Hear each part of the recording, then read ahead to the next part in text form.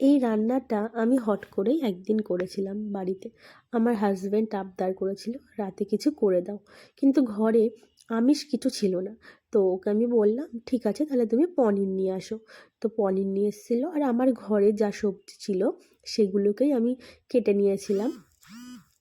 এছাড়াও সেদিনকে আমি সকালবেলায় বাজারে গেছিলাম, সুপার মার্কেট থেকে আমি 1 প্যাকেট মাশরুম আর কর্ন নিয়ে এসেছিলাম। তো সেইগুলো আমার কাছে এক্সট্রা ছিল, তো সেটা এই রান্নাটাতে কিন্তু না দিলেও কোনো ব্যাপার নয়।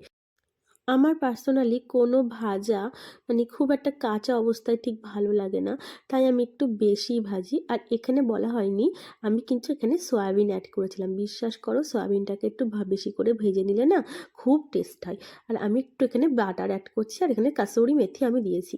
তো এবারে আমি ভালো করে আর একটু ভেজে নিয়েছি। ব্যাস, এবার পনিরটা দিয়ে দিচ্ছি।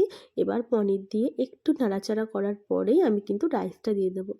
বিশ্বাস করো, আজকে আমার খুবই ঠান্ডা লেগেছে, আমি কথা বলতে পারছি না, বারবার আমার কাশি হচ্ছে, তবুও আমি ভয়েসটা দিলাম। তোমরা জানিও আমাকে রান্নাটা তোমাদের কেমন লাগলো, যদি ভালো লাগে একটা কমেন্ট করো। তো আমার রান্নাটা কিন্তু এবার হয়ে গেছে, দেখো আমি ওই নাড়িয়ে একটু লাস্টে বাটার দিয়ে নামিয়ে দিয়েছি। এই হচ্ছে আমার হাজব্যান্ড, এবার আমি ওকে প্লেটে সার্ভ করে দিলাম। তো দেখো রিয়াকশানটা কি করে। তাই খাও, অত টাইম নেই।